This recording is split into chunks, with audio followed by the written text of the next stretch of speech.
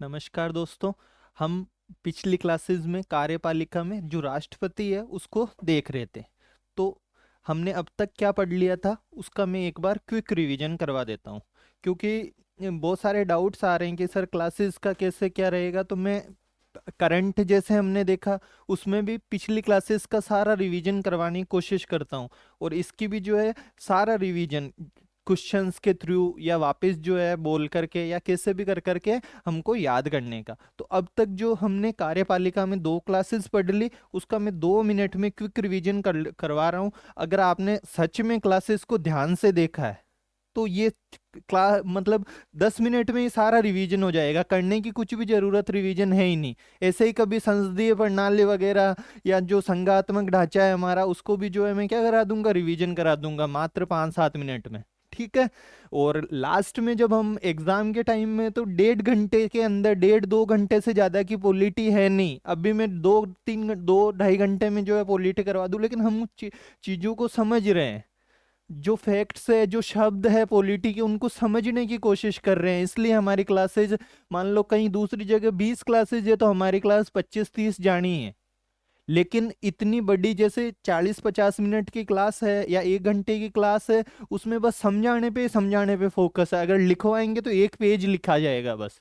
तो वो बातें हमें ध्यान रखनी है। रिवीजन की बिल्कुल टेंशन नहीं लेनी। रिवीजन तो मैं करवाऊंगा पूरा, जैसे राष्ट्रपति हो जाएगा पूरा कंप्लीट। बहुत बड़ा है राष्ट्रपति, ऐसे घबराने की जरूरत नहीं है यार। राष्ट्रपति में इतना क्या, राष्ट्रपति थोड़ा लॉजिकल सोचना है हमको कि यार राष्ट्रपति है कौन। राष्ट्रपति 79 बोलता है कि एक 79 अनुच्छेद की संसद होती है, संसद की संरचना है। उस संसद की संरचना का भाग कौन है, राष्ट्रपति है। कौन है, राष्ट्रपति। तो अगर राष्ट्रपति को ढंग से हमने समझा तो संसद की सारी कार्यवाही बिल्कुल इजी हो जाएगी हमारे लिए। और अगर राष्ट्रपति में हम जो है ऐसे भागने लगे, डरने लगे, तो संसद की कार्यवाही समझते टाइम या संसद जो भी है उसमें हमें बहुत ज्यादा, या विधायिका जो है उसमें बहुत ज्यादा हमको प्रॉब्लम आने वाली है। तो ये बात हमको ध्यान रखनी है। वापस क्विक रिवीजन करवा रहा हूं। हमने शुरुआत कहां से की थी, अनुच्छेद 52 से। 52 क्या कहता है बताओ, भारत का एक क्या होगा, राष्ट्रपति होगा। 53 क्या कहता है बताओ मेरे को, कि ये जो राष्ट्रपति है मतलब ये इस जो कार्यपालिका की शक्ति होगी वो किस में होगी, राष्ट्रपति में होगी। कौन कहता है, अनुच्छेद 53 कहता है। क्या वो खुद प्रयोग करेगा, क्या खुद प्रयोग कर सकता है, या अपने अधीनस्थों के माध्यम से जो है वो क्या करवाएगा, प्रयोग करवाएगा। कल अपन ने 54 पढ़ा था। क्या पढ़ा था, 54 अनुच्छेद। कोई बता सकता है 54 क्या है। 54 कहता है, निर्वाचक मंडल की बात करता है कि राष्ट्रपति का चुनाव होता है। प्रस्तावना है वो बोलती है लोकतंत्रात्मक गणराज्य। गणराज्य का मतलब राष्ट्रपति निर्वाचित होता है, वंशानुगत नहीं होता है, तो चुनने वाले होते हैं, उसको निर्वाचक मंडल बोलते हैं। 55 क्या है, निर्वाचक मंडल है तो निर्वाचन की रीति या पद्धति, कि यार किस पद्धति से जो है निर्वाचन होगा, ये कौन बोलता है, हमें अनुच्छेद 55 बोलता है। कौन बोलता है, 55 बोलता है। फिर इसके बाद में हमने क्या पढ़ा था बताओ मेरे को, हमने एक अनुच्छेद पढ़ा था, बहुत इंपॉर्टेंट अनुच्छेद था, 74(1). कौन सा अनुच्छेद था, 74(1). बताओ 74(1) क्या बोलता है। 74(1) बोलता है कि जो प्रेसिडेंट है, जो राष्ट्रपति है, वो खुद काम करेगा क्या, उसकी सहायता के लिए, एक तो सहायता के लिए और एक किसके लिए, सलाह के लिए। सहायता के लिए और किसके लिए, सलाह के लिए कौन होगी, मंत्रिपरिषद होगी। कौन होगी, मंत्रिपरिषद होगी, काउंसिल ऑफ मिनिस्टर होगी, जिसका हेड कौन होगा, पीएम होगा।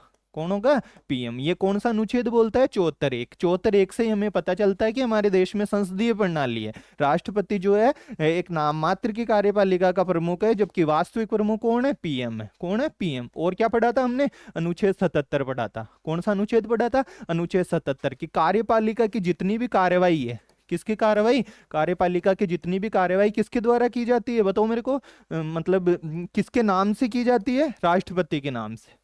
किसके नाम से की जाती है, राष्ट्रपति के नाम से की जाती है। ये कौन बताता है, अनुच्छेद 77 बताता है। इस सहायता सलाह के बारे में कुछ पढ़ा था क्या बताओ मेरे को। इस सहायता सलाह को किसी अनुच्छेद में जो मतलब संविधान संशोधन में बाध्यकारी किया था क्या बताओ, कौन से संविधान संशोधन में, जो काउंसिल ऑफ मिनिस्टर सहायता देती है उसको 42वें संविधान संशोधन में क्या कर दिया, बाध्यकारी कर दिया। और 44वें में फिर क्या कहा कि यार राष्ट्रपति एक बार इसको क्या कर सकता है, लौटा सकता है, मतलब पुनर्विचार के लिए। किसके लिए, पुनर्विचार के लिए। इसके अलावा बताओ मेरे को 74(2) में क्या पढ़ा था, किसमें, 74(2) में, कि ये जो सलाह दे रहे हैं, क्या दे रहे हैं, जो सलाह दे रहे हैं, कौन है? काउंसिल ऑफ मिनिस्टर जो सलाह दे रही है उसको न्यायपालिका बताओ मेरे को मंगा सकती है क्या कि क्या सलाह दी? नहीं मंगा सकती। कौन नहीं मंगा सकती? न्यायपालिका, जुडिशरी जो है वो नहीं मंगा सकती। कौन कहता है? 74(2) बोलता है। कौन बोलता है? 74(2). ये हमारी फर्स्ट क्लास थी, देखो 5-1 मिनट हुए होंगे। अगली कल जो सेकंड क्लास कार्यपालिका की हमने देखी थी उसमें अनुच्छेद 54 पे और किस पे फोकस किया था? 55 पे। किस पे? 54 पे। 54 में क्या पढ़ा था बताओ मेरे को? एक निर्वाचक मंडल के द्वारा राष्ट्रपति का चुनाव किया जाएगा। किसके द्वारा? निर्वाचक मंडल। बताओ मेरे को वो उस निर्वाचक मंडल में कौन कौन था? एमएलए थे क्या? हाँ एमएलए थे। किसके? बताओ मेरे को। विधानसभा के। किसके? विधानसभा के। मनोनीत थे क्या? नहीं थे। कौन से थे? निर्वाचित थे। कौन से थे? निर्वाचित थे। ये बात हमने पढ़ी। क्या एमपी थे क्या? यानी एमपी का मतलब सांसद थे क्या? बिल्कुल थे। सांसद किस किस के? लोकसभा के। और किसके सांसद? राज्यसभा के। लोकसभा के भी सांसद थे और किसके सांसद थे? राज्यसभा के। मनोनीत थे क्या? बिल्कुल नहीं थे सर। ये किसके थे? कौन से थे? निर्वाचित सांसद थे। कौन से सांसद थे? निर्वाचित सांसद थे। ये एमपी हो गए। और क्या और भी कुछ था क्या? बिल्कुल दिल्ली का। किसका? दिल्ली का और पुडुचेरी। दिल्ली विधानसभा है। दिल्ली है कि नहीं है? अब जैसे पहले अभी आतिशी मारलेना करके जो है वो क्या है वहां के सीएम है। तो दिल्ली और कहाँ के? पुडुचेरी के। दिल्ली और पुडुचेरी के जो एमएलए हैं निर्वाचित, हर जगह निर्वाचित, ध्यान रखना। इनको बताओ कौन से संविधान संशोधन से? 55वें संविधान संशोधन से जोड़ा था क्या? सर बिल्कुल नहीं जोड़ा। कौन से संविधान संशोधन से इनको भी जोड़ दिया? 70वें से। कौन से? 70वें से। क्या किसी को 61वां याद है क्या? 61वां संविधान संशोधन में क्या की थी? मत देने की आयु 21 से घटा करके कितनी कर दी थी? 18। कौन सा संविधान संशोधन? 61वां संविधान संशोधन। कौन सा? 61वां। इसके अलावा बताओ अब आगे चल के कौन से राज्य के? जम्मू कश्मीर के भी इसमें शामिल हो जाएंगे। ये इसमें पढ़ा था हमने अनुच्छेद 54 में। किसमें पढ़ा था? अनुच्छेद 54 में। पिछली क्लास का ये सार था। इसके अलावा जो है बताओ मैंने जो है क्या बताया था आपको? अनुच्छेद 55 बताया। क्या बताया? अनुच्छेद 55। 55 में क्या है कि जो राष्ट्रपति का चुनाव है उसकी क्या दी हुई है? पद्धति। क्या दी हुई है? पद्धति। कौन सी पद्धति बताई थी? आनुपातिक प्रतिनिधित्व। कौन से?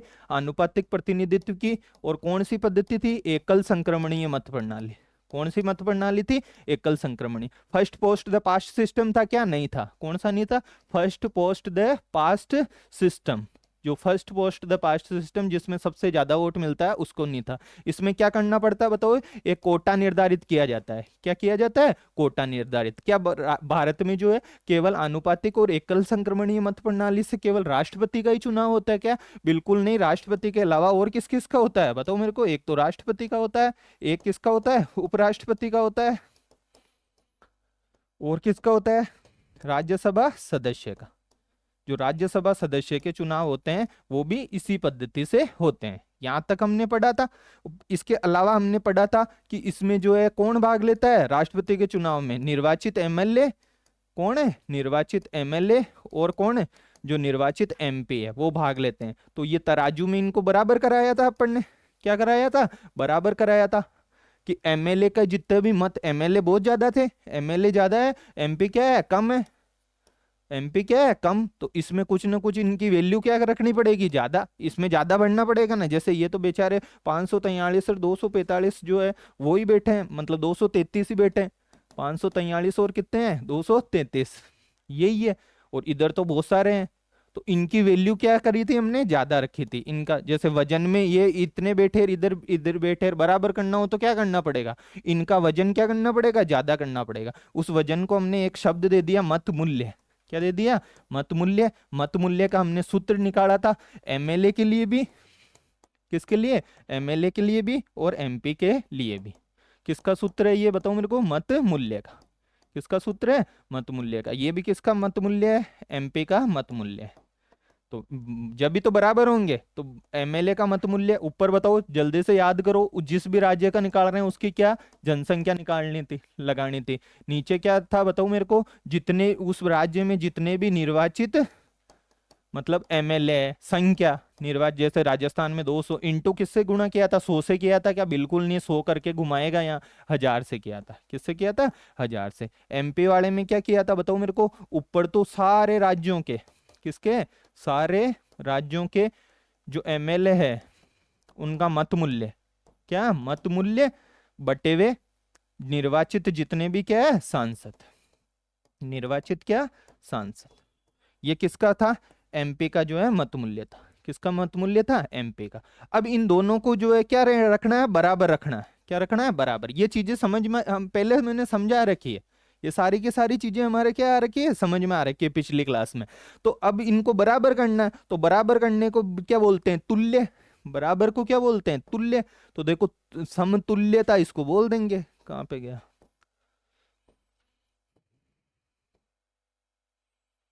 ये रहा। देखो दो कॉन्सेप्ट रहेंगे अब राष्ट्रपति के चुनाव में। एक तो को तो बोला समतुल्यता, क्या बोला, समतुल्यता। तुल्य किसको बोलते हैं बताओ मेरे को, बराबर को। सम, तुल्य यानी तोलना, और तोल करके क्या करना, सम सम सम बोलते हैं बराबर को। सम किसको बोलते हैं, बराबर को। और तुल्य यानी तोलना, तो बराबर करना है। ये कौन भाग ले रहा है, एमएलए, और ये मान लो एमपी। बराबर करना है तो इसका मत मूल्य क्या करेंगे, इसमें ज्यादा वजन भरेंगे। वजन बढ़ने को क्या बोला, मत मूल्य। क्या बोला, मत मूल्य। तो इसका मत मूल्य तो ज्यादा रहेगा, इसका जो है मत मूल्य क्या रहेगा, थोड़ा कम रहेगा। इसका मत मूल्य कैसे निकालते हैं, मैंने बताया था अभी। एमएलए का मत मूल्य निकालने का सूत्र पिछली क्लास में बताया, और जो है अभी भी बताया। और इसका एमपी का मत मूल्य निकालने का जो है ये सूत्र। ये क्यों करते हैं, इसको क्या करना, दोनों को बराबर करना। मतलब एमपी का जो मत मूल्य है, एमपी कौन सा, लोकसभा का और राज्यसभा का। कौन सा, लोकसभा का और राज्यसभा। लोकसभा और राज्यसभा में भी कौन सा बताओ मेरे को, जो निर्वाचित है। जो कौन है, निर्वाचित। तो सभी निर्वाचित सांसदों का मत मूल्य है। सभी निर्वाचित सांसदों का देखो ये मत मूल्य जितने भी है, उसका जितने भी राज्यों के एमएलए का मत मूल्य होगा, निर्वाचित एमएलए के मत मूल्य के जो योग होगा, जितने भी, जैसे राजस्थान का, एमपी का, महाराष्ट्र, मध्य प्रदेश, जो भी है सारा का उनका योग, ये दोनों क्या होने चाहिए, बराबर होने चाहिए।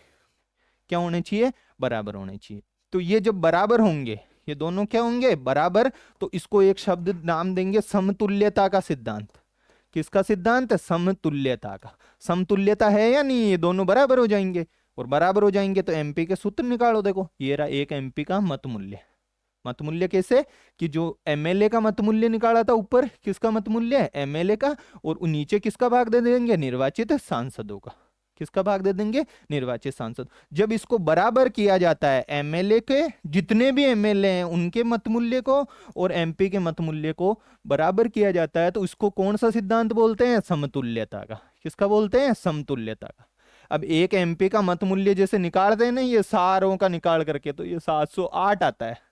कितना आता है, 708 आता है। तो सीधा सीधा ही पूछ ले फैक्चुअल कि कितना मत मूल्य आता है एक एमपी का। तो एमपी का कितना आता है, 708 जो है मत मूल्य आता है। अब देखो अपन एमएलए की ओर चलते हैं। किसकी ओर चलते हैं, एमएलए की ओर। एमएलए का मत मूल्य पिछली क्लास में बताया ही था। ऊपर तो जनसंख्या लिखो, जिस भी राज्य की, जिस भी राज्य की क्या लिखो, जनसंख्या। नीचे क्या लिखो, जितने भी निर्वाचित क्या है, सदस्य है। पिछले क्लास नहीं देखी तो ये समझ में नहीं आएगा। और भाग किससे देना है, 1000 से देना। किससे भाग देना है, 1000 से। किसका मूल्य आ गया, एमएलए का। अब सारे राज्यों का भी ये कोशिश करते हैं कि जैसे यूपी, राजस्थान, इनमें सब में जो है समरूपता रहे।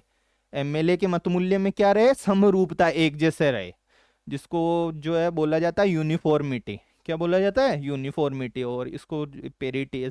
तो यूपी किसमें, यूपी का, राजस्थान का सारे का एक जैसा रहे रूप। मतलब मत मूल्यों में जो है जनसंख्या के हिसाब से वेरिएशन ज्यादा नहीं आए। जैसे किसी की जनसंख्या ज्यादा है, किसी की कम है, तो ये तो एमएलए का मत मूल्य निकालेंगे। ध्यान रखना है, सांसद का मत मूल्य हमेशा बराबर रहेगा। हमने कैसा पढ़ा क्या, कि लोकसभा सांसद का मत मूल्य, राज्यसभा सांसद का मत मूल्य, ऐसे पढ़ा क्या, बिल्कुल नहीं पढ़ा। हमने तो ये पढ़ा सांसद का मत मूल्य। किसका मत मूल्य, सांसद। एक बार आईएएस में इसे अभी 1-2 साल पहले आया कि लोकसभा सांसद का मत मूल्य राष्ट्रपति चुनाव में राज्यसभा सांसद के मत मूल्य से अधिक होता है। कहीं लिखा हुआ नहीं था, सोचना था बस कि यार केवल और केवल वो कह रहा सांसद का मत मूल्य, उसने हमको बताया ही नहीं कि लोकसभा का है कि राज्यसभा का है। अभी सूत्र में हमने देखा ना, कहीं था क्या अलग से कि लोकसभा सांसद का मत मूल्य, राज्यसभा सांसद, था ही नहीं। था ही नहीं तो हम कैसे कह सकते हैं कि लोकसभा वाले सांसद का मत मूल्य ज्यादा था। बराबर है, क्या है, बराबर है। ठीक है। ये एमएलए का बताओ, हर राज्य का अलग आएगा एक नहीं आएगा? हर राज्य का अलग आएगा, क्योंकि देखो ऊपर क्या है, जनसंख्या है, और नीचे क्या है, सदस्य, निर्वाचित सदस्य। जैसे राजस्थान में निर्वाचित सदस्य कितने हैं, 200। विधानसभा में कितने सदस्य चुनित हैं, 200। और जनसंख्या जैसे मान लो 6.2011 के हिसाब से, अब तो चेंज है, तो ये मान लो इतने करोड़ जनसंख्या है। तो यूपी की यहाँ मान लो 20 करोड़, जितनी भी 22 करोड़, नीचे 403, ये अलग आएंगे। तो हर राज्य के एमएलए का मत मूल्य अलग होगा।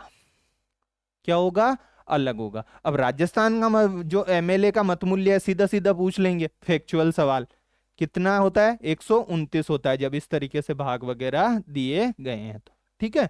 अब देखो, मूलभूत संविधान के अनुसार कुल जनसंख्या का तात्पर्य, अब देखो कहां पे कुल जनसंख्या, ये रही राज्य की क्या, कुल जनसंख्या, र- वह पूर्ववर्ती जनसंख्या जिसकी जनगणना के सुसंगत आंकड़े प्रकाशित हो गए हैं।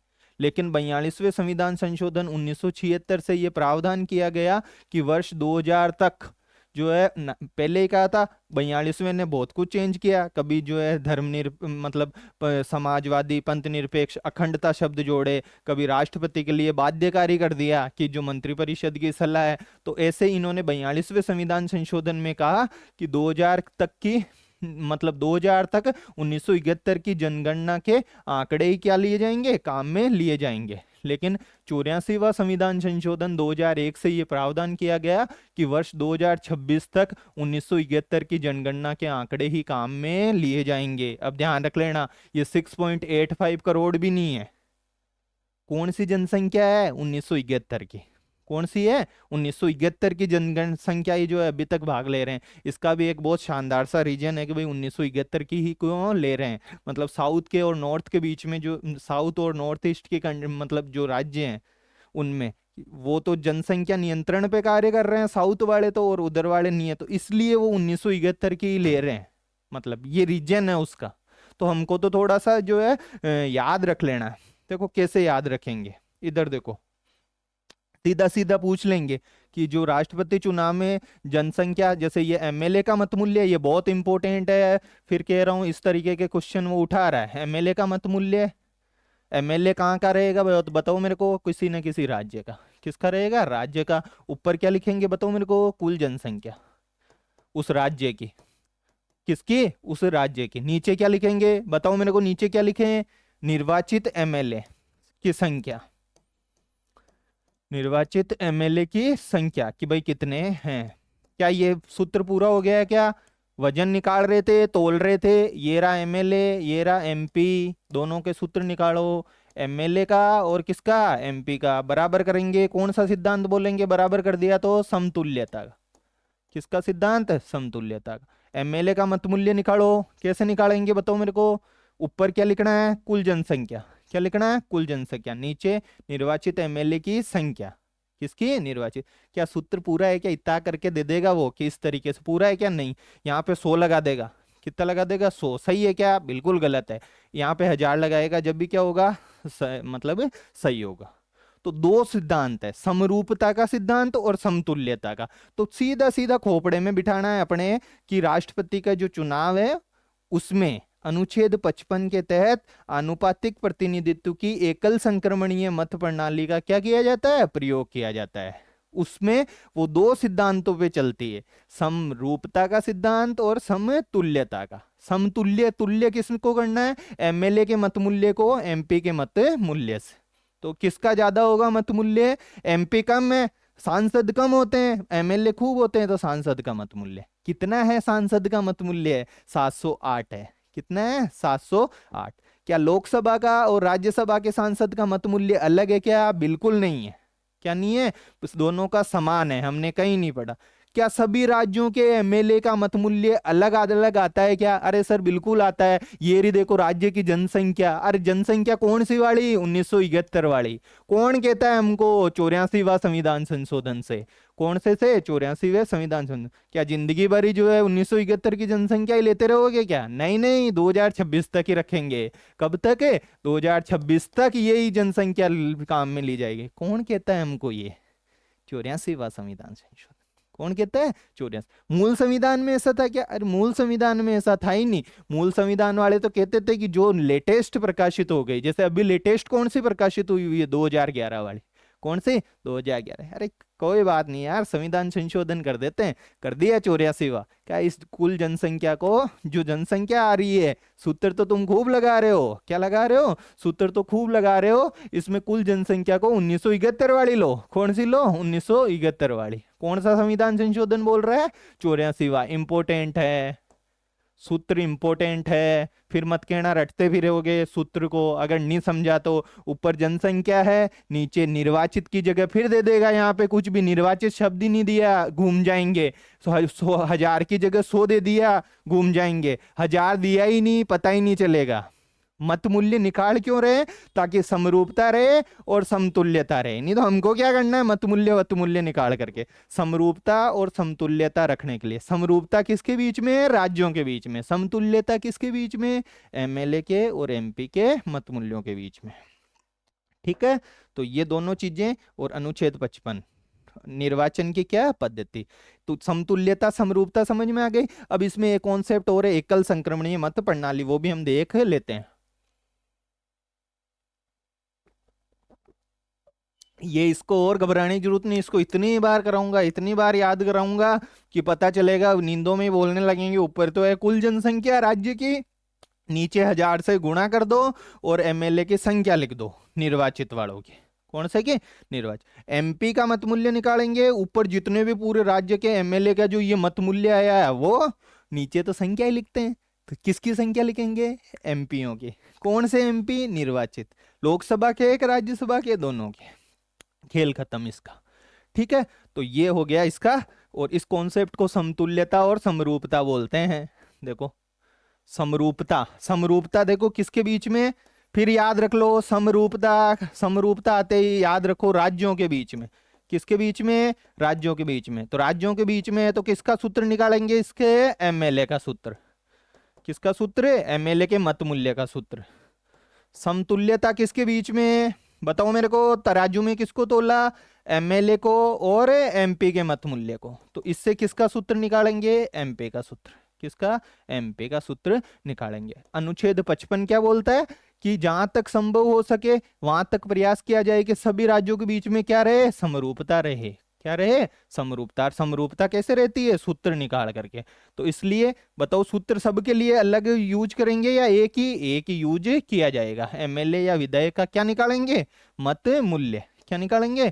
मत मूल्य। और इसके लिए समान सूत्र का प्रयोग किया जाएगा। घबराना बिल्कुल नहीं है, पॉलिटी के क्वेश्चन इसी तरह के स्टैंडर्ड क्वेश्चन आ रहे हैं। तो ये समरूपता हो गई।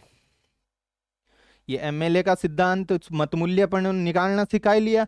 जनसंख्या 71 की, 84वें संविधान संशोधन। ठीक है, ये सूत्र हमने देख लिया था अच्छे से। राजस्थान का कितना था बताओ मेरे को? राजस्थान लिखा हुआ नहीं क्या? 129। कितना है? 129। सबसे ज्यादा किसका है? भाई जनसंख्या किसकी है? जनसंख्या पे डिपेंड करता है ना, तो जनसंख्या ऊपर रहती है। जनसंख्या किसकी? यूपी की। अरे ज्यादा यूपी की है, तो यूपी की है तो यूपी का 208 है। कितना है? 208 है।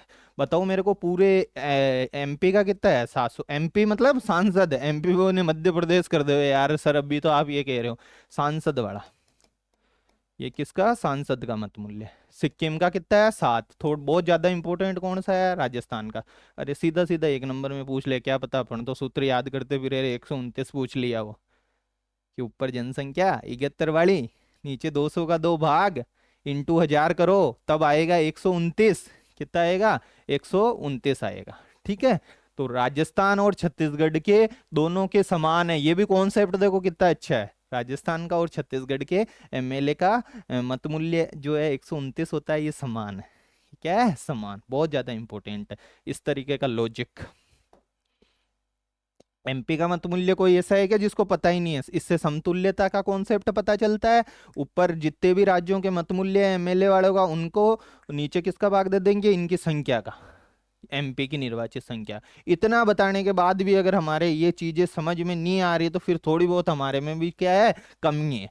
ये चीजें ध्यान रख लेना। समतुल्यता तराजू बनाया, एमएलए एक तरफ एमपी। बढ़ाना किसका है? मत मूल्य। वजन किसका है? कम कौन है? एमपी। कम है तो इनका मत मूल्य बढ़ेगा तो ज्यादा रहेगा। अभी पढ़ के आए हैं 708 होता है। बराबर कर लो इसको सूत्रों के थ्रू। ऐसे तो बराबर होता नहीं है, कुछ मिलाएंगे करेंगे तो मिलाओ क्या सूत्र। एमएलए का सूत्र निकालो, एमपी का सूत्र निकालो। अनुच्छेद कौन सा कहता है? 55 निर्वाचन की पद्धति। 708 है ये, ध्यान रखना। आगे देखो, आनुपातिक प्रतिनिधित्व की कौन सी प्रणाली है? एकल संक्रमणीय मत प्रणाली। किस किस का में यूज किया जाता है? राष्ट्रपति, उपराष्ट्रपति और राज्यसभा। ठीक है, कि निर्वाचक मंडल, राष्ट्रपति के चुनाव में निर्वाचक मंडल में राष्ट्रपति के उम्मीदवारों को वरीयताएं प्रदान की जाती है, तथा किसी व्यक्ति को राष्ट्रपति के चुनाव में विजयी होने के लिए एक निर्धारित मत कोटा प्राप्त करना होता है। नहीं प्राप्त करता है तो द्वितीय मतगणना की जाती है। इसे ही क्या कहा जाता है? एकल संक्रमणीय मत प्रणाली कहा जाता है। मत कोटा का जो है ये हो गया सूत्र। अब देखो क्या है इसमें, फिर कहोगे पीपीटी जो है पीपीटी से नहीं बताया। अब देखो, जैसे चार आदमी अपने दोस्त आसपास वाले को सोचो, पहले ही बताया ए बी सी डी, चार आदमी खड़े हुए। इनको चुनने वाला कौन है? अनुच्छेद 54 कहता है हमको कि इनको ये आदमी चुनेंगे। किसके लिए खड़े हुए हैं ये? राष्ट्रपति के लिए। इनको चुनने वाले निर्वाचक मंडल, कोई ऐसा है क्या जिसको निर्वाचक मंडल ही पता नहीं है? अब ऐसे तो है नहीं। टोटल मान लो मत मूल्य, मत मूल्य प्राप्त करना होता है इनको, वोट थोड़ी प्राप्त करने होते हैं। मत मूल्य, मान लो टोटल वोट थे 1 लाख, मत मूल्य 1 लाख, कितने हो गए? 1 लाख। अब प्राप्त करने कितने हैं इनको? मान लो 50,000, एक है अपन 51,000, ऐसे ही ले लेते हैं मोटे मोटे तौर पे। ठीक है, तो या 100 लेंगे तो 100 पे देख लो एग्जाम्पल के लिए। अब देखो ये चारों के मत मूल्य, ये वोट देंगे ये निर्वाचक मंडल, ये अनुच्छेद 54 वाले। कौन से वाले? 54। एमएलए साहब भी गए निर्वाचित, एमपी साहब भी गए, दिल्ली वाले भी गए, पुदुचेरी वाले भी गए कि भाई हमको तो 70वें संविधान संशोधन ने कहा है, हम भी तो दे सकते हैं। ठीक है, राष्ट्रपति निर्वाचन वाले, ये निर्वाचित सांसद कौन से गए? जो निर्वाचित है, लोकसभा के, राज्यसभा, सब वोट देने गए। इनके मत मूल्य निकाला। मत मूल्य कैसे निकाला? कि सूत्र से निकलेगा, सबका पता है। ये लो साहब, अमित शाह जी ने पटका, गांधीनगर से जो है सांसद है लोकसभा, ये दिया, ये 708 जुड़ गए सीधे ही मत मूल्य। कितने? 708। हमारे भागीरथ जी चौधरी ने दिया, 708 मत मूल्य जुड़ गया। कितना जुड़ गया? 708। हमारे जो पुष्कर के एमएलए सुरेश सिंह जी रावत ने दिया, तो सुरेश सिंह जी रावत ने देते 129 जुड़ गया मत मूल्य। कितना जुड़े? क्योंकि वो तो एमएलए है ना यार, क्या है एमएलए, 129। वो छत्तीसगढ़ से कोई आए और उन्होंने दिया, मान लो छत्तीसगढ़ के वहां पे, उनका 129 जुड़ गया, मत मूल्य जुड़ा। यूपी वाले गए, यूपी वालों ने दिया ऐसे। ठीक है, गुप्त दिया, जनता ने दिया है क्या? नहीं दिया, अप्रत्यक्ष गुप्त मतदान हुआ, गुप्त मतदान हुआ। ठीक है, छत्तीसगढ़ वालों ने दिया। सिक्किम वाले गए, अरे यार 7 ही मिले मत मूल्य। कितने मत मूल्य मिले? 7 ही। तो ये सारे के सारे गए, ये इनका मत मूल्य। फिर इनका काउंट किया, लास्ट में सबने वोट वोट कास्ट कर दिया। जब इसको काउंट किया, चलो 100 पे ले लेते इसको। ठीक है, 100। अब 100 का आधा करो, 50। 100 का आधा करो, कितना होता है? आधा करना तो आता ही होगा। 100 का आधा कितना होता है? 50। 50 में 50 50 तो क्या पता दो बराबर हो जाए, तो एक और बढ़ा दो। तो कितना वोट प्राप्त करना था? 51। इसको बोलते हैं कोटा। इसको क्या बोलते हैं? कि इतना कोटा प्राप्त करना था 51 का। ए साहब ने भी नहीं किया, ए साहब ने मान लो किया 40। कितना किया? 40। बी ने किया 20, 20 या 30। बी ने कितना किया? 30 वोट प्राप्त किए। सी ने कितने किए? मान लो 20 किए। और डी ने कितने कर लेंगे? 100 मत मूल्य है तो कितना मत मूल्य प्राप्त किया? 10। जोड़ो, देखे हो गया क्या? 100 हो गए, 70 और 20 90 और 10। क्या इस ए ने प्राप्त, इनमें कौन जीता? अब मैं पूछूं कौन जीता, तो यार अगर लोकसभा का यार उनका होगा तो हम तो झट कहेंगे यार ए को एमएलए बना दो, ए को एमपी बना दो। First past the post system है। कौन सा सिस्टम है? First past the post. First past the post system है ही नहीं, और राज्यसभा वालों को और उनको करा रहे हैं, हम तो राष्ट्रपति का चुनाव करा रहे हैं। सर, आनुपातिक प्रतिनिधित्व की एकल संक्रमणीय मत प्रणाली है, इस 40 वाले को राष्ट्रपति नहीं बना सकते हम। हमको तो एक कोटा प्राप्त करना पड़ेगा, उसका सूत्र है आधा करके एक जोड़ो। वेद मतों में जो वेद शब्द, वेद होने चाहिए, या फिर किसी का वेद नहीं है, गलत लगा दिया, कहीं कहाँ पे लगाना था लगा कहीं दिया, तो उसको नहीं मानेंगे। तो ये ये भी नहीं बना, ये भी नहीं बना, ये भी नहीं बना और ये भी नहीं बना। जब इनमें से चारों ही नहीं बने तो बताओ अब क्या होगा? अरे हमारे लिए तो बहुत बड़ी टेंशन हो गई यार, इन चारों को ही नहीं बना तो अब क्या करें ऐसी सिचुएशन में? ऐसी सिचुएशन में क्या होगा, वापस द्वितीय चरण की मतगणना होगी। ये पहले चरण की हो गई, इस इनको साहब को जो है यहाँ से करेंगे, जाओ साहब आपके तो 10 ही हुए हैं, आप तो बिल्कुल सबसे डाउन वाले हो। इनके वोटों को ट्रांसफर कर देंगे, इनमें क्या कर देंगे, ट्रांसफर। ऐसे ट्रांसफर करते जाएंगे। मान लो जब किसी को भी जो है लास्ट में जाके किसी न किसी को तो मत कोटा मिलता जाएगा, किसी को तो मिलेगा ना लास्ट में। मान लो इसके जाके लास्ट में हो गए 55, कितने हो गए 55, ये जाएगा तो किसी के बढ़ते जाएंगे, तो द्वितीय चरण में जीत जाएगा। कभी कभी ऐसे होता है पहले में ही जीत जाता है, जैसे पिछले लोकसभा इस राष्ट्रपति चुनाव में फर्स्ट में ही जीत गए। ऐसे जो है एक बार हुआ है जब द्वितीय चरण की मतगणना करनी पड़ी थी। ठीक है, तो ये बातें हैं, इसको क्या कहा जाता है? अरे अपने ऐसा आएगा नहीं, मैं तो समझाने के लिए बता रहा हूँ, ऐसा कभी नहीं आएगा। हमको तो समझना है कि यार इसको एकल संक्रमणीय मत प्रणाली कहते हैं, इसमें सबसे ज्यादा वोट जिसको मिलते हैं उसको नहीं जिताते हैं, इसमें वो ही जीतता है जिसको क्या मिलता है, कोटा। कोटा कैसे निकालते हैं, आधे में कितना जोड़ देते हैं, एक।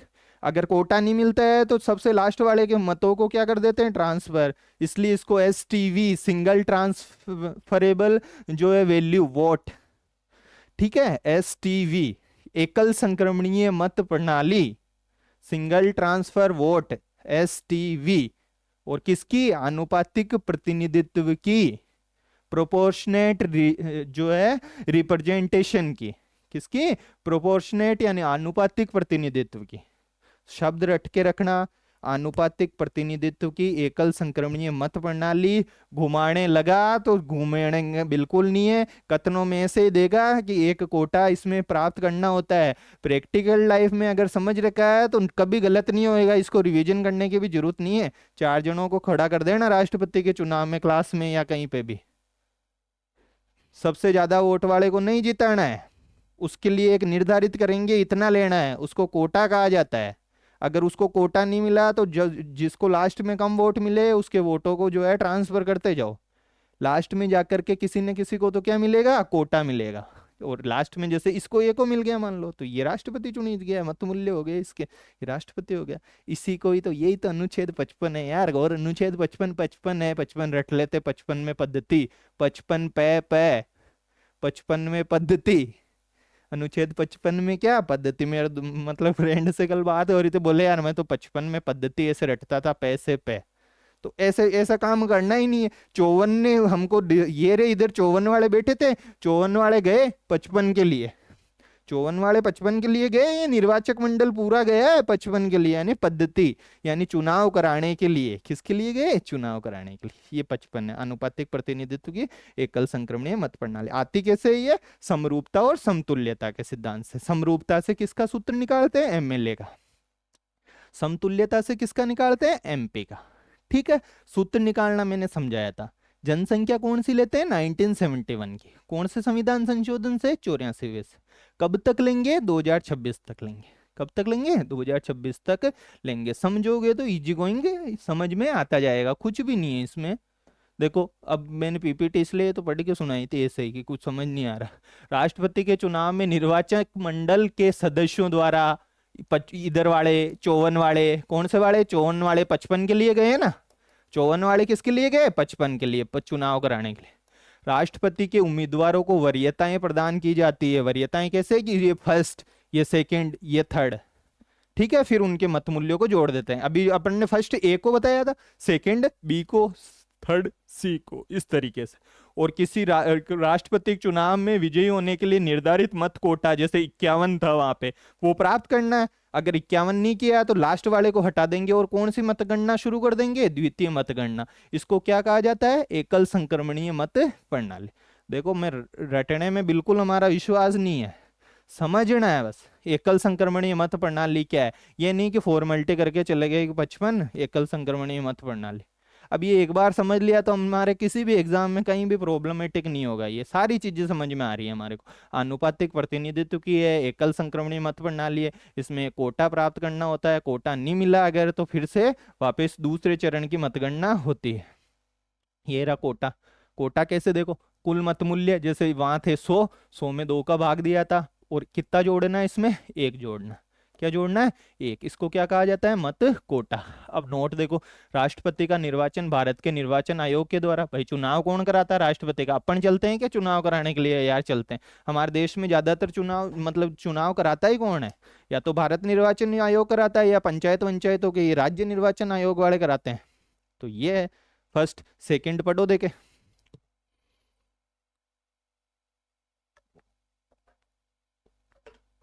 आरओ रिटर्निंग ऑफिसर की बात है।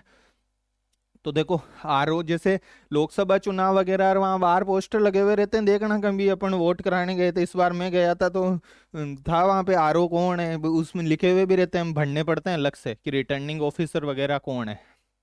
ठीक है, तो रिटर्निंग ऑफिसर के रूप में राष्ट्रपति के निर्वाचन में कौन होते हैं, लोकसभा महासचिव। अब लोकसभा का रोल है इसमें, और किसका है, राज्यसभा का। तो ये दोनों जो है किसका काम करते हैं, रिटर्निंग ऑफिसर का। कभी एक आधा क्वेश्चन हमारे पहले ही कहा मैंने, फैक्चुअल भी आ रहा है, तो फैक्चुअल पे भी ध्यान रखना। इसमें कुछ ऐसे है नहीं कि भाई समझाना है। लोकसभा का महासचिव या राज्यसभा तथा राज्यसभा का महासचिव किसके रूप में, आरओ के रूप में इसमें काम करते हैं। किसके रूप में, आरओ के। फैक्चुअल है, द्रौपदी मुर्मू के चुनाव में राज्यसभा के महासचिव जो थे कौन, पीसी मोदी ने पीठासीन अधिकारी के रूप में कार्य किया। पीठासीन अधिकारी कौन होता है, जैसे चुनाव है ना, तो उसमें कभी अपन ने वोट देने गए तो एक तो PO1 PO2 PO3 ऐसे लगा हुआ रहता है। एक तो जो है क्या करता है, मतलब कि शाई वगैरह लगाने का काम है, एक का एंट्री करने का काम है, एक बेलेट इशू करता है हमारे लिए, फिर हम जाते हैं। सामने जो रहता है वो रहता है PRO। कौन रहता है, PRO। ज्यादा नहीं समझ आ रहा है तो है नहीं, तो पीठासीन अधिकारी के रूप में ये अधिकारी है चुनाव में, ऐसे ध्यान रख लेना। तो कौन थे, पीसी मोदी थे। फैक्ट है, फैक्ट है। और अब ये ओल्ड हो चुका, नहीं पूछा जाएगा, इतना में तय है, ये मान लेना। लेकिन फिर भी ठीक है, अपन को थोड़ा नॉलेज रहे कि यार राज्यसभा के महासचिव, इसके थ्रू जो है ये ऊपर वाला पॉइंट याद हो जाएगा कि यार आरओ के रूप में, इसके रूप में जो है कौन कार्य करता है, लोकसभा महासचिव या राज्यसभा महासचिव काम करते हैं। ठीक है, अब देखो ये हो गया 54 55। अब चलते हैं अपन 58 पे। किस पे चलते हैं, 58 पे। अब देखो यार, सर दादाजी थे, परिचय कराया, अनुच्छेद जो है आपने कहा 52, सारे काम खुद नहीं कर रहे, अधीनस्थों के माध्यम से करते हैं या थोड़ा बहुत खुद करते हैं। अनुच्छेद 53, दादाजी को चुना कैसे गया, कौन कौन आए चुनने के लिए, मतलब जो है कि यार यही है बॉस हमारे घर के, सारे आए, कोई बुआर ताऊर सारे के, हाँ इनको ही बना दो। जो पगड़ी रस्म वगैरह करी, तो पगड़ी रस्म 54 में, किसमें, 54 में। निर्वाचक मंडल, कौन सा मंडल, निर्वाचक मंडल। निर्वाचक मंडल वालों ने जो है, इन्होंने सारों ने, बुआ ताऊ वाऊ सारे जो थे, उन्होंने कहा यार चुनने की कोई तो कोई प्रोसेस होनी चाहिए। तो प्रोसेस सारे राज्यों से आए, अलग अलग राज्यों से। ठीक है, तो आए तो 55 में पद्धति हो गई, क्या हो गई, चुनने की पद्धति हो गई। अब यार दादाजी में तो कोई योग्यता होनी चाहिए, ऐसे ही थोड़ी चुन लिया। कोई ना कोई तो दादाजी में क्या होनी चाहिए, योग्यता होनी चाहिए। तो वो योग्यता की बात दादाजी वाली कौन करता है, 58 करता है। अनुच्छेद तो ऐसे चलेंगे, टेंशन वाली बात नहीं है लास्ट तक आते आते। तो ये रहा अनुच्छेद कौन सा, 58। ये किसकी बात करता है, दादाजी में क्या क्या जो है योग्यताएं होनी चाहिए। ये चार बातें करता है कि दादाजी में चार बातें होनी चाहिए, चार योग्यता होनी चाहिए। पहली पहली बात तो क्या है, क्या दादाजी जो है कहीं बाहर के होने चाहिए, क्या यूक्रेन के या रसिया वगैरह के, नहीं होने चाहिए। दादाजी कहाँ के होने चाहिए, भारत के ही होने चाहिए, अपने गाँव के ही होने चाहिए। यानी कहाँ के होने चाहिए, भारत के। कहाँ के होने चाहिए, भारत के। तो भारत का कैसे होता है आदमी, अगर उसको जो है क्या मिलती है, नागरिकता। तो भारत की उनको क्या मिलनी चाहिए, मिली हुई रहनी चाहिए, नागरिकता। अब यार नागरिकता भी इंडिया में केवल एक तो रहती है, जन्मजात, जन्म से ही। जैसे अपन सब क्या है, जन्मजात है, क्या है, जन्मजात। अभी जैसे हिंदू शरणार्थी आ रहे हैं पाकिस्तान वगैरह से, जोधपुर वगैरह में, उनको अब नागरिकता जो है दी जा रही है, मतलब कि ठीक है ना, जो CAA के थ्रू। तो वो जो है वो अर्जित नागरिकता है। वो कैसी है, अर्जित नागरिकता। तो सीधा कुछ सीधा क्वेश्चंस में घुमाएगा कि केवल जन्मजात होनी चाहिए, बिल्कुल नहीं। केवल जन्मजात नहीं, जन्मजात वाले भी जो है दादाजी बन सकते हैं, और कौन से बन सकते हैं, अर्जित वाले भी। कौन वाले, अर्जित वाले भी। तो ये शब्द पकड़ना है, वो तो वही, वो तो कुछ नहीं है, वो तो हमको ऐसे ही पता है कि भारत की जो है उनके पास क्या होनी चाहिए, नागरिकता होनी चाहिए। सेकंड, कोई उम्र उम्र होनी चाहिए क्या, उम्र उम्र भी होनी चाहिए। कितनी उम्र होनी चाहिए, देखो 35 वर्ष। कितनी होनी चाहिए? 35 वर्ष जो है इनकी उम्र होनी चाहिए। एक पॉइंट और क्या है, तीसरा पॉइंट, कि लोकसभा का सदस्य निर्वाचित होने की उनमें क्या होनी चाहिए? योग्यता होनी चाहिए। लोकसभा सदस्य निर्वाचित होने के लिए एज की अगर क्राइटेरिया पूछे तो कितना है? अभी देखना, जो सांसद वांसद है तो सबसे छोटा सांसद जो है कितनी एज का बन सकता है? जैसे भरतपुर, हाँ भरतपुर से संजना जाटव जी बने, शायद 25-26 साल के ही हैं। तो 25 साल न्यूनतम आयु होनी चाहिए। कितने साल होनी चाहिए? 25 साल। तो एक है कि लोकसभा सदस्य, क्या सदस्य? लोकसभा सदस्य निर्वाचित होने की योग्यता उनमें होनी चाहिए। ठीक है। और चौथा क्या है कि वो कोई से भी किसके पद पर नहीं होने चाहिए? लाभ के पद पर कार्य नहीं करने चाहिए, कि भाई कोई कंपनी वंपनी खोल के बैठे हैं। किसके पद पे कार्य नहीं करने चाहिए? लाभ के पद पर कार्य नहीं करने चाहिए। ये कौन कहता है हमको? अनुच्छेद 58 कहता है। कौन कौन सी चार बातें हैं? नागरिकता वाली, फर्स्ट ही फर्स्ट, सीधा सीधा पूछ लेगा कौन सी योग्यता शामिल नहीं है, या जो है अनुच्छेद में फंसाएगा। कौन सा अनुच्छेद है? 58। कौन सा है? 58। 54 कौन सा है? निर्वाचक मंडल है। 54 कौन सा है? निर्वाचक मंडल। 77 क्या कहता है बताओ मेरे को? कि सारे के सारे काम राष्ट्रपति के नाम से होंगे, कार्य आवंटन भी कौन करेगा? भारत सरकार के मंत्रियों वगैरह का राष्ट्रपति करेगा। 74 एक क्या बोलता है?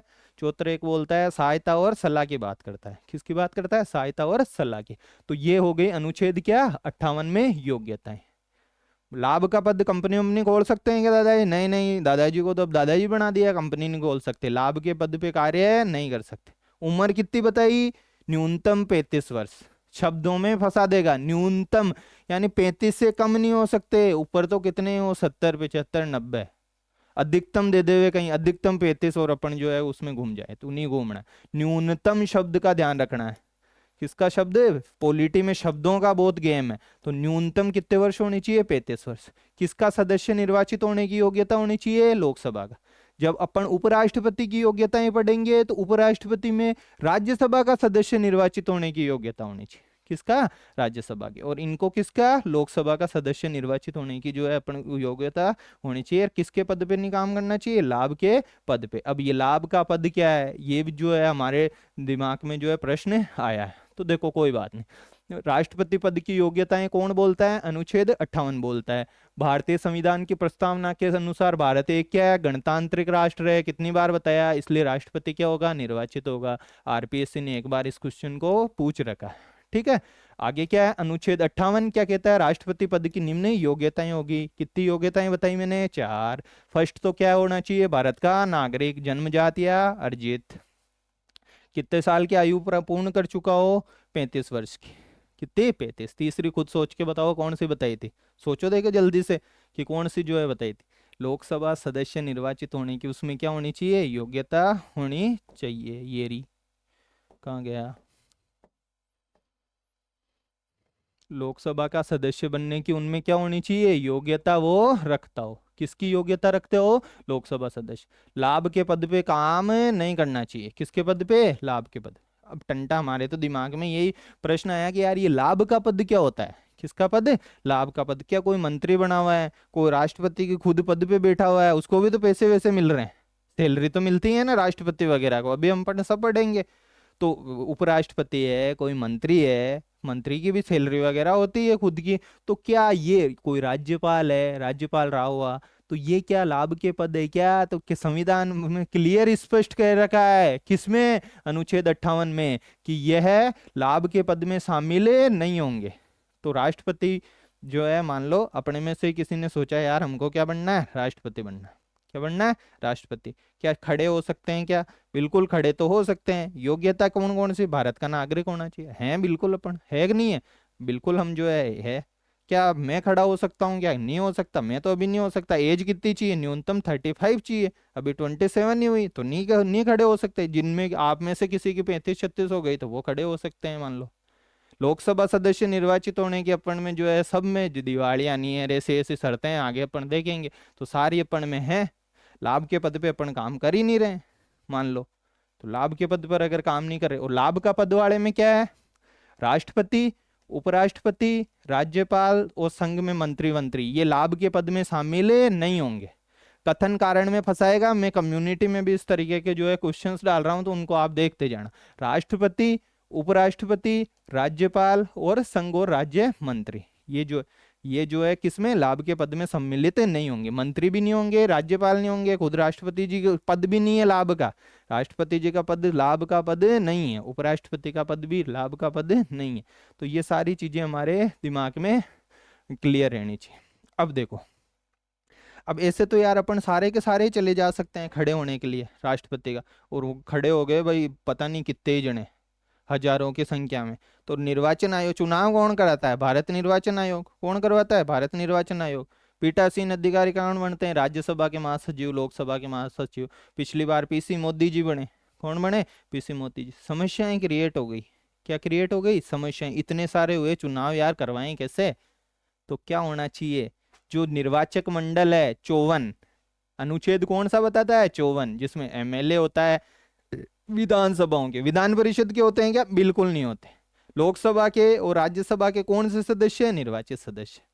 तो कल पिछले क्लास में इतना आसान अच्छे से जो है इसको मैंने याद करवाया था। तो ये सारे के सारे, ये सारे के सारे, इनमें से राष्ट्रपति तो बहुत सारे खड़े हो सकते हैं। तो कुछ ना कुछ तो ऐसा प्रोविजन बनाओ ना यार, जो वास्तव में खड़ा होने लायक हो, जो जीतने लायक हो, वो ही रहे। तो 50 जने तो लाते हैं, ले जाते हैं उनमें से प्रस्ताव। क्या ले जाते हैं, प्रस्ताव। और 50 जने करते हैं उसको अनुमोदन, कि ये लो साहब हम अनुमोदन करते हैं, प्रस्ताव ले जाने वाले और अनुमोदक वाले। तो अपने साथ तो यार 50 एमएलए है ही नहीं, या 50 एमपी है ही नहीं, तो अपन तो खड़े हो ही नहीं सकते। हमने योग्यताएं तो घनी पूरी कर ली 58 वाली। 35 साल होनी चाहिए न्यूनतम, भारत का नागरिक होना चाहिए, लोकसभा सदस्य होना चाहिए, लाभ के पद पे नहीं होना चाहिए, चारों थी।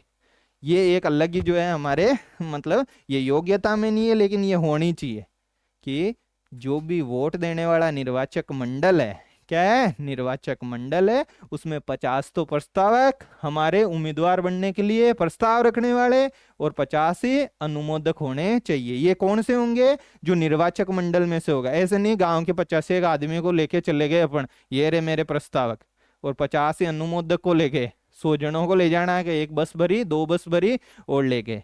वो नहीं होने चाहिए, निर्वाचक मंडल वाले होने चाहिए। या तो एमएलए वालों में से होना चाहिए या एमपी वालों में से। क्या विधान परिषद वाले हो सकते हैं, या विधान परिषद वाले नहीं हो सकते। ठीक है, ये देखो निर्वाचक मंडल ऐसे कथन कारणों में फंसाएगा कि किसी को भी ले जा सकते हैं।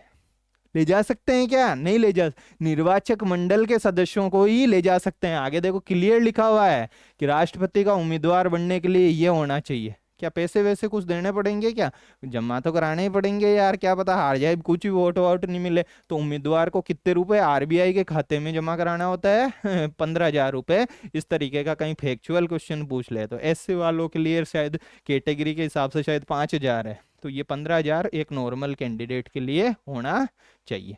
तो ये तो थी योग्यताएं, ये तो क्या थी, योग्यताएं। फिर शब्दों में गेम घुमाएगा ये, किसमें घुमाएगा हमको, शब्दों में। योग्यता तो किसमें, 58 में। शर्तें किसमें, 59 में। यार सर ये शर्तें क्या होती हैं, हमारे तो कुछ समझ में नहीं आ रहा है। योग्यता और शर्तें हमको तो जो है एक जैसा ही वर्ड लगता है। योग्यताएं कौन सी, कितनी योग्यताएं थी, 4।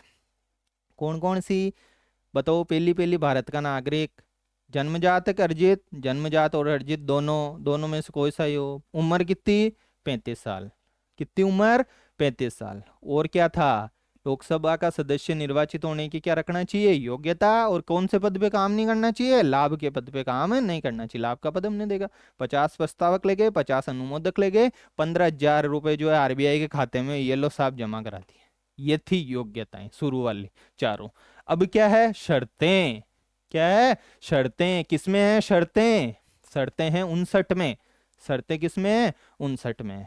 अनुच्छेद 59 जो है शर्तों की बात करता है कि कौन सी शर्तें। यार राष्ट्रपति कहीं पहले से ही जो है बैठा हो, कोई विधानमंडल का सदस्य हो, सांसद बना हुआ हो, क्या हो, सांसद बना हुआ हो, तो बना हुआ हो तो हो, लेकिन जिस दिन पद ग्रहण कर लिया उस दिन से ये वो पद जो है रिक्त माना जाएगा। देखो वह सांसद और राज्य विधानमंडल का सदस्य नहीं होना चाहिए। कोई एमएलए बन के बैठे हैं राष्ट्रपति साहब, कोई एमपी बन के बैठे हैं मान लो, तो नहीं होना चाहिए।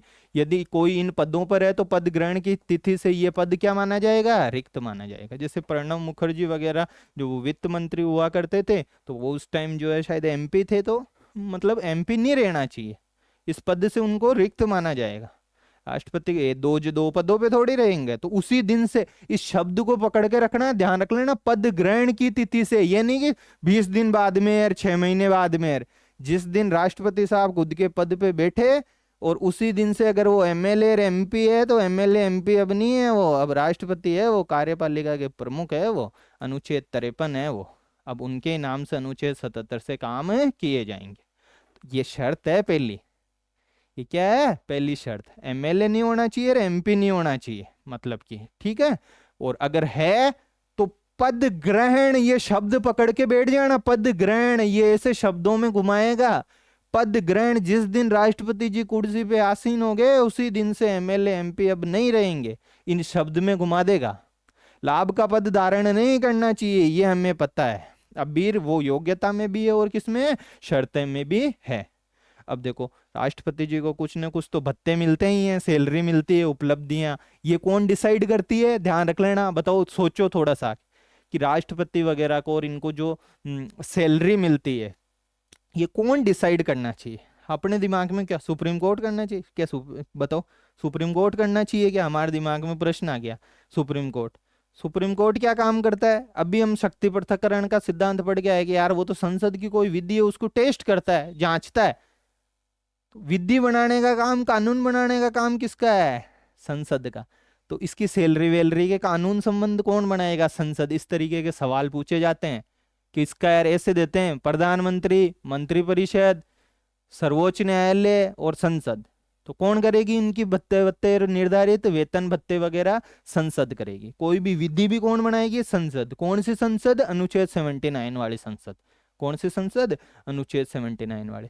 तो ये जो भत्ते वत्ते मिलते हैं ना, वो कौन से संविधान की टोटल 12 अनुसूचियां है ना, उसमें दूसरी अनुसूची में जो है उल्लेखित है, ध्यान रख लेना।